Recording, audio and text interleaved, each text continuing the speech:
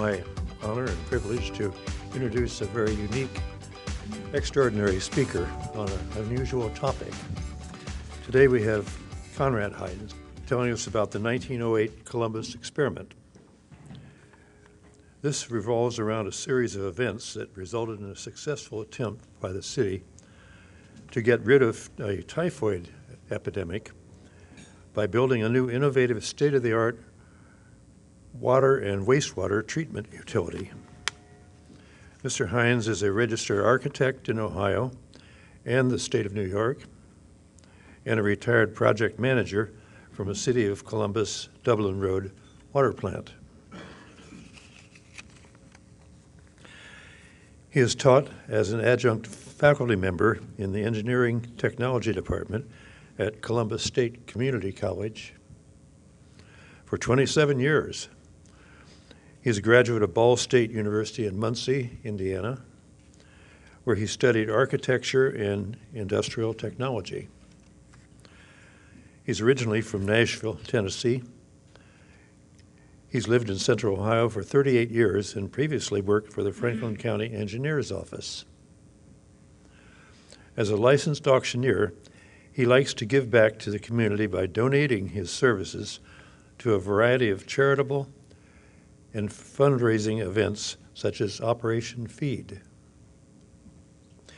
In addition to being a 42-year veteran of the yodeling art, Conrad and his wife, Janet, have 4 children, enjoy country festivals and visiting historic places. He's a storyteller and an author with a special focus on forgotten American history. Conrad, tell us your story.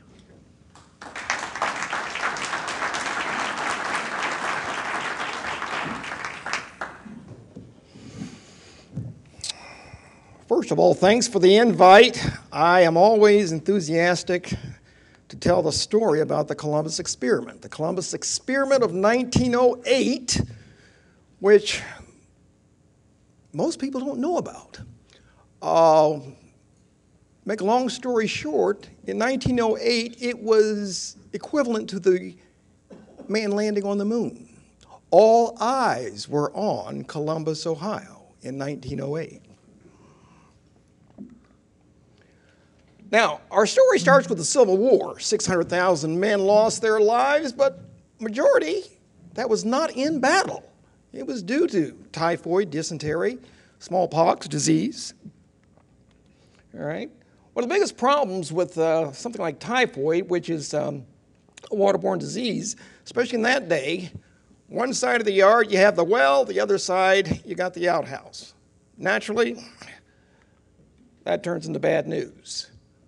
Now, post-Civil War, 1871 here. As a matter of fact, we are here at the site just across the freeway there is the actual site of where the first municipal water plant was in fact built, right here at the confluence. And with the progress that we had, within less than 20 years, we upgraded to this fabulous facility. And again, this, up until like about World War I, was just across the way there. In other words, when they mentioned the confluence, they were generally talking about the water plant. Now, the smokestack in the rear is the municipal light plant, just to give you an idea as to where we are. Okay. Now, that particular facility, we were really expanding in terms of our ability to pump water. This is on Nelson Road, right across from Sutherland Lumber. This facility was there up until just about World War II, it was torn down. It's interesting that Samuel Bush, the first president's grandfather, as a young man, a young engineer, he actually did the load test on this facility for the city. And it's interesting, in the course of doing that, there was we had what we called fire pressure. In other words, when there was a fire, the alarm also went off at the water plant to maintain a high level of pressure. The alarm came in, and naturally everything did come off as planned, but that was the last thing he wanted to see at the time. He later went on to become general manager of Buckeye Steel. But our story of the Columbus experiment starts with our two sort of forgotten heroes, William McKinley, president, former governor of the state of Ohio, Senator Mark Hanna. Senator Mark Hanna, he was the mover and shaker that really got McKinley elected. He raised more money, good gracious, than anybody ever before. And with that, McKinley was able to spend most of his time on his front porch campaigning. Now, as president, in his second term, there was a bad boy in New York. His name was Teddy Roosevelt. He was a reformer. So how do you get rid of a reformer in the state of New York that has a big ego? You make him vice president. That was a dead-end, end-of-a-career job, all right? Take note of this photo. This is a picture of the president walking to his death. This was the last photo taken of McKinley. This was at the Temple of Music in Buffalo, and he is going up the stairs, and 20 minutes later he was shot. All of a sudden, Roosevelt, who had just been in, my goodness, I think about 6 months, is president. And Mark Hanna was extremely upset. Now, the idea is, the talk was that when the 1904 election came about, Senator Mark Hanna, he would challenge Roosevelt, and for all intents and purposes, hands down, he would take it, because he was known as the kingmaker. He came to Columbus in January 1904, stayed at the Chittenden Hotel, which is where the workers' comp building is now, drank the water, went back to Washington, D.C. He had just pushed the U.S. Senate to approving taking over the Panama Canal project from the French. Okay, so that, he was in his heyday. 2 weeks later, he died of typhoid that he got from drinking the water here in Columbus, Ohio. And that thus begins the story of the Columbus experiment. There was a typhoid epidemic at the time, but based on the senator's death, all of a sudden, Gregory OShaughnessy, who was head of the Division of Water at the time, and also Julian Griggs, who was the city engineer at the time, they looked to a lady, and take note of this woman on the right, Ellen Swallow Richards. How many of you have heard of her? That is by design.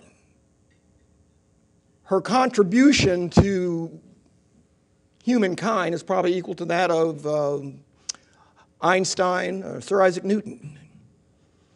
Everybody ever heard of ecology? Of course we've all heard of ecology. She's the one that came up and developed ecology as a science. Why haven't we heard of her? Singularly, she was a woman. And what was recommended were her students. She taught at MIT, the first woman to teach at MIT. She taught a very new field, which she pretty much developed, called sanitary engineering. And these were some of her brightest students, John Gregory and Phil Burgess of Burgess and Nyepel. Gregory, he was teaching at Johns Hopkins at the time. Gregory, he was working down in, for the state, actually taking a survey of the quality of water in the state of Ohio. But it's interesting to note that our, Griggs Dam, O'Shaughnessy Dam, Hoover Dam, all three were designed by engineering firms who their founder had been one of her students. By the way, she is remotely given credit for one thing. Do you know what that is? Developing the field of home economics.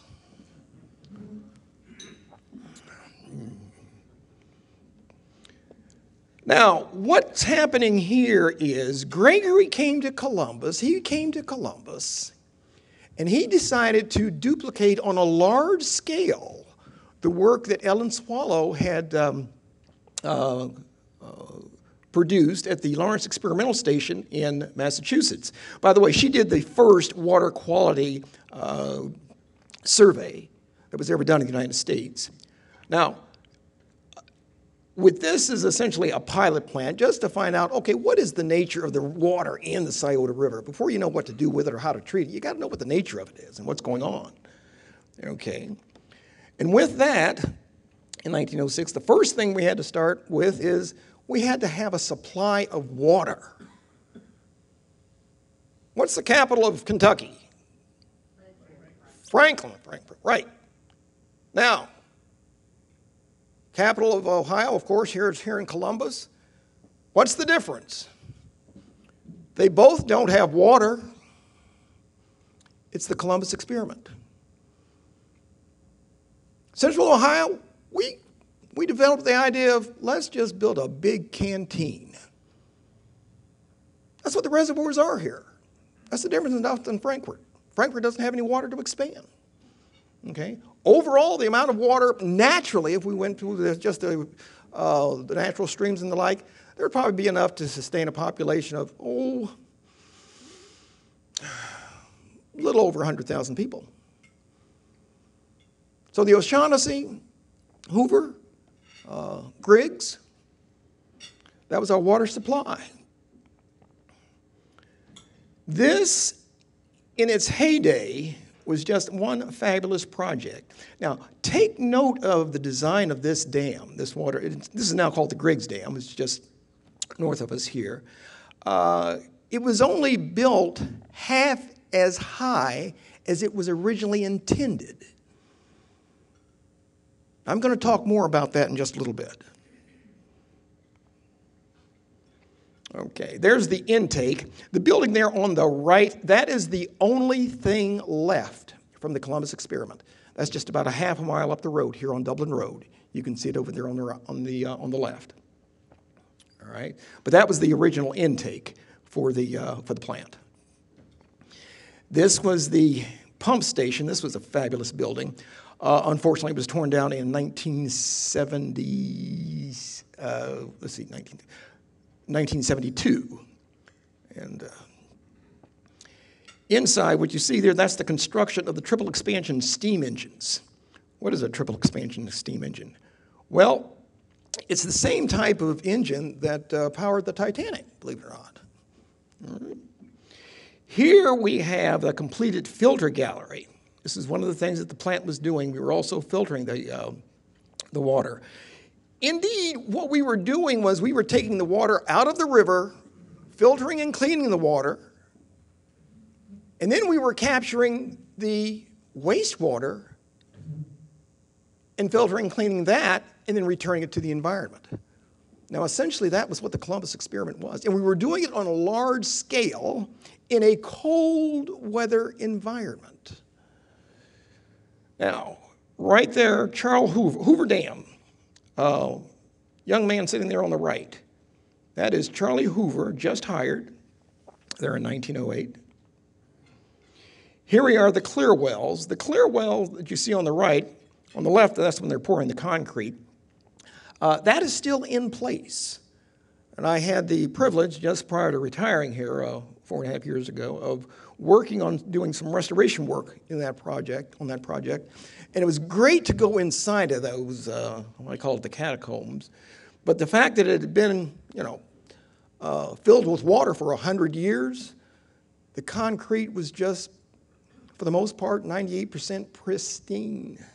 Looked like it had just been poured. Okay, that's the settling in the wash water tank. Again, this was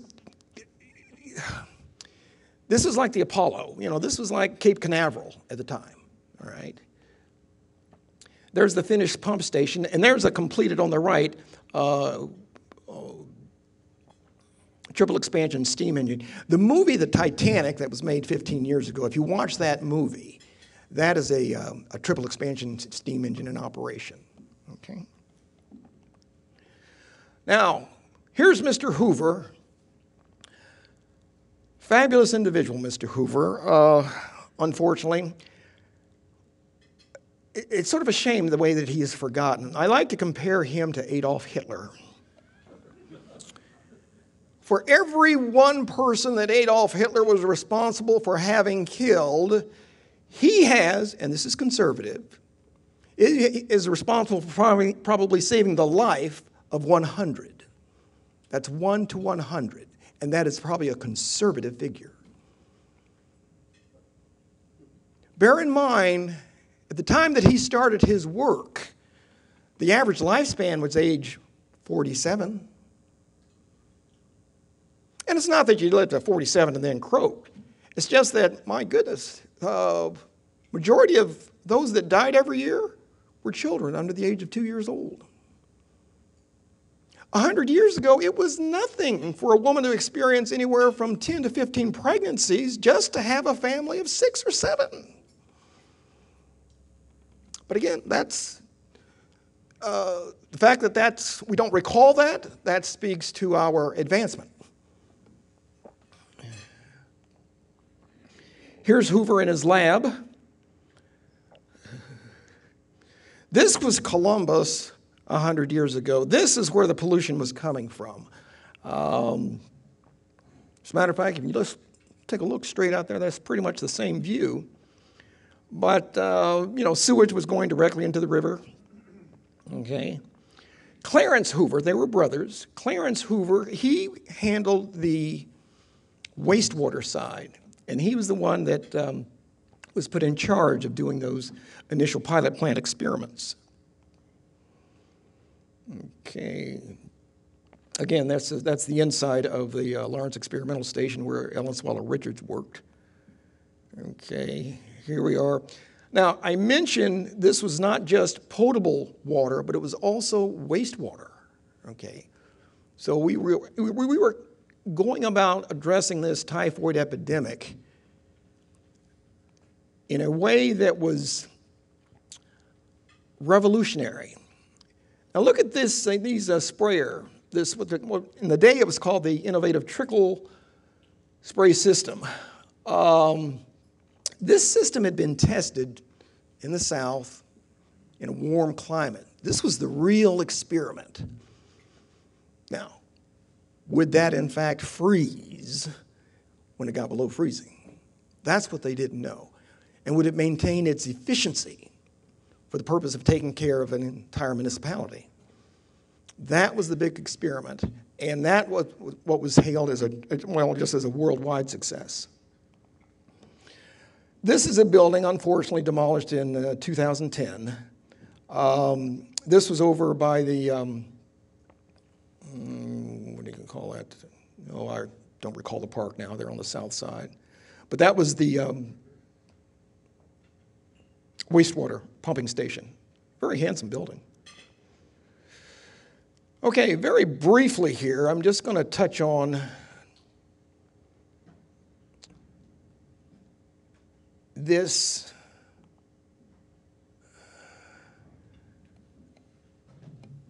I just want to touch on the idea of, you recall the picture of the dam that was only built half as high. That was based on the fear from the 1898 Johnstown Flood. And that fear came to life during the 1913 flood when 2,000 people in downtown Columbus suddenly took off running east based on a rumor that during the flood the Griggs Dam had broken. And everyone, this whole idea of the 1898 Johnstown flood was on everyone's mind still. So 2,000 people just took off running. Thurber captured this in a book that he wrote. Okay. Needless to say, after the panic and the like, it was everybody was so embarrassed for decades it was never mentioned again. The next day was business as usual. Okay, and there you can see, instead of raising that, they went further north and built the O'Shaughnessy Dam, which was started in 1926. Okay. And in the 1950s, this is a bit of a sad tale regarding the Hoovers. The Hoovers, let's just say the fight over Hoover Dam sort of took its toll for both men. And the key thing was they did not want government financing, federal financing. And this was one of the things that really allowed Columbus to grow because based on his word and his word alone, it was when Jim Rhodes was mayor, he stated that the city of Columbus, the citizens of the city of Columbus will themselves pay for the dam. Okay. And based on that, within 18 months, both Hoovers had died of coronaries. And Jim Rhodes, at the time of being mayor, he made a point of naming the dam after both men. Now, because of that, there's our good friend Sensenbrenner, was able to, many of you are familiar with this, to enforce the city's clout throughout Central Ohio. If you wanted water, you had to be annexed into the city. And this is what allowed Columbus, or let's say kept Columbus from being gobbled up like many other cities, such as Cleveland and Cincinnati, by suburbs. But this was our key clout. And that was also instrumented by Warren Cremeen. But the plant on Morris Road is now named after him. But this was, after I retired, 4.5 years ago, some friends had a contract to write a series of books for History Press, and they got behind on their contract. Stumbling, and then all of a sudden they're grabbing, they said, hey, I know a guy named Conrade Hinds. He's always talking about this great 1908 experiment.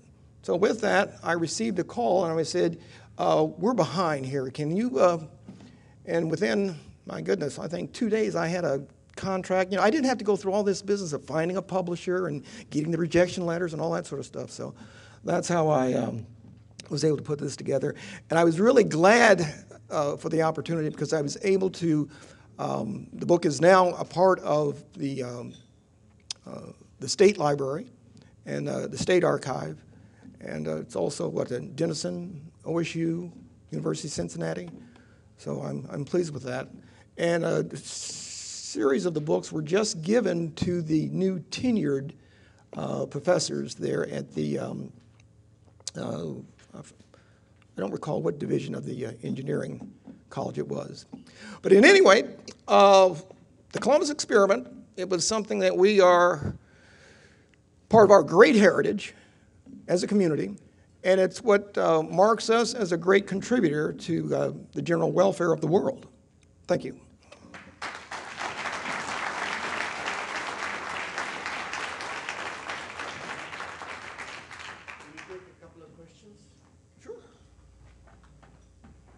Yes, sir. I actually have two. One is, where are those catacombs that you mentioned? And two, did you think, it seems like you are not happy with the buildings that were torn down. Have you ever thought of any way we could change the culture, or can it be changed, to preserve buildings in the city the way we do? You're a mind reader. The catacombs, the clear wells, are just up the road here on the right there where you see the water plant with the big blue. Well, the parking area, the flat land, underneath that are the clear wells. And the clear wells, it's like a giant mall. Let's say if you took a mall underground. So, but your other question is regarding buildings being torn down. I think the biggest problem with so many buildings, especially here, is that the story is not preserved. What is the building? It's just brick and mortar. And that's what's torn down, the brick and mortar. And that's what I'm trying to do, is to preserve what is the story behind the brick and mortar. And with that, you get appreciation. And with that, it means something, and it's a part of our heritage. Okay. Yes? Thank you for speaking. I found the history of the safe water in Columbus pretty fascinating. Coming more to present today, a few of us made an inaugural fellowship ale beer a few weeks ago, and we were told that today's water quality, not just the safety, is also greatly enhanced by the pressure Anheuser-Busch Brewery places on the water from a quality standpoint, so that we may just have even better tasting water today than many other communities because of the brewery. Any input on that? Yes, that's partially true. But the part that is not true is they maintain no pressure on us. They relocated to Columbus based on the standards that we had in treating water. Okay, and yes, whenever they get a new brewmeister, that's, they show up at the plant, we give them a tour, and he says, good job, and they. Right. Yeah, back there. I had the same question because I too brewed the beer. So mine was the same question. Oh, okay, yeah. That's why our fellowship ale was so good. Because of the quality of our water. Sure. Well, the whole idea of, yeah, beer. That was interesting. During the typhoid epidemic, that was the one thing, okay, if you didn't want to get typhoid, you consumed beer. So in that respect, for those who were not consuming beer, they were getting typhoid, okay? And so that, that speaks for itself. Okay. Yes? A lot of members may not know that Phil Burgess was a member of Columbus Rotary. Oh, absolutely, yes. And so was Hap for me. Okay. Sure. And he was around, my goodness, he was around for a long time. One more? Anybody else? How are those projects funded then? By levies, even at that time. It came up for a vote. And that was the whole idea, the senator dying, and then with that, the press and the like, because any number of people were, getting typhoid and the like, but when the senator died, that pushed the issue. Thank you.